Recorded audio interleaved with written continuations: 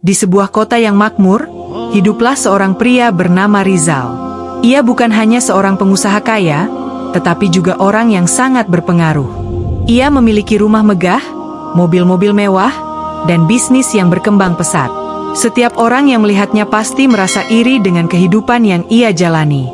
Namun, di balik kemewahannya, Rizal adalah sosok yang kejam dan angkuh. Ia tidak memiliki belas kasihan terhadap orang-orang miskin, apalagi kepada mereka yang meminta bantuan. Baginya, kekuatan dan harta adalah segalanya, dan hanya orang yang kuatlah yang pantas bertahan di dunia ini. Suatu hari, seorang pria tua datang ke kantornya dengan wajah penuh harap.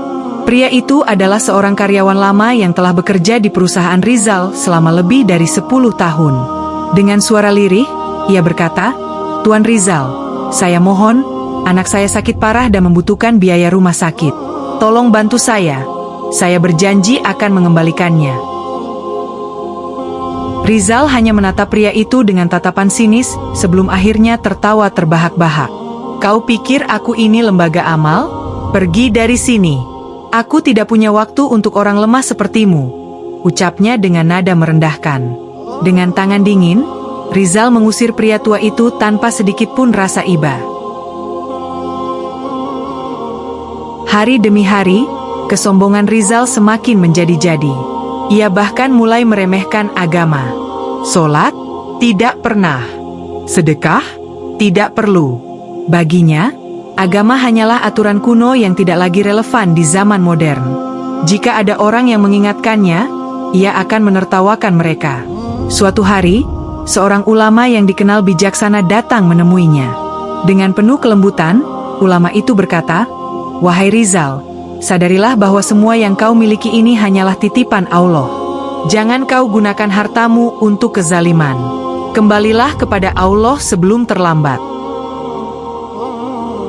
Namun, bukannya merenung, Rizal malah menertawakan ulama itu. "Kalau Tuhan memang ingin menghukumku, silakan. Aku tidak takut.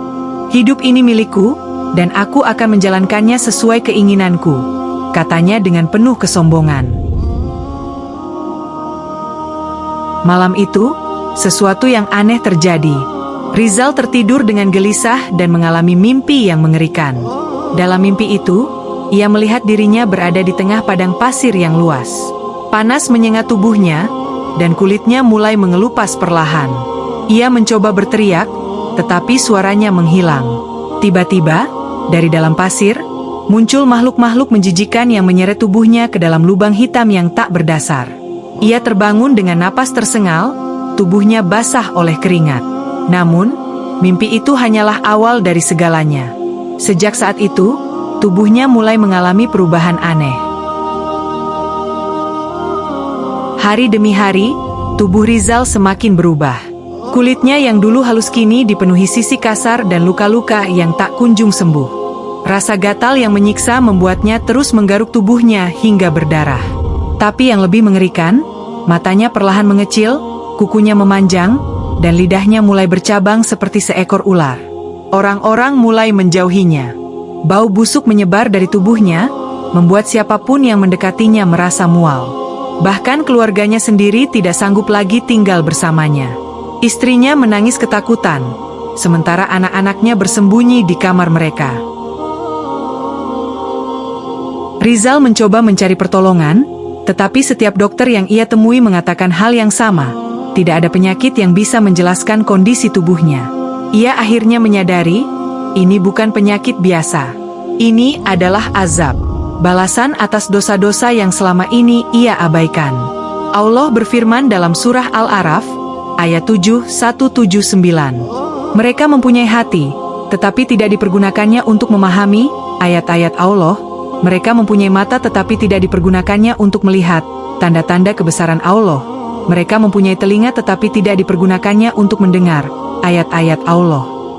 Mereka itu seperti hewan ternak, bahkan lebih sesat lagi. Mereka itulah orang-orang yang lalai. Pada akhirnya, Rizal menghilang. Tak ada yang tahu kemana ia pergi. Rumahnya dibiarkan kosong, dan setiap malam, warga sering mendengar suara desisan aneh dari dalamnya. Kini, Ia telah menjadi peringatan bagi siapapun yang sombong dan ingkar kepada Allah.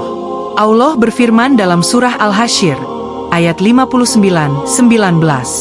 Dan janganlah kamu seperti orang-orang yang lupa kepada Allah, lalu Allah menjadikan mereka lupa kepada diri mereka sendiri. Mereka itulah orang-orang fasik.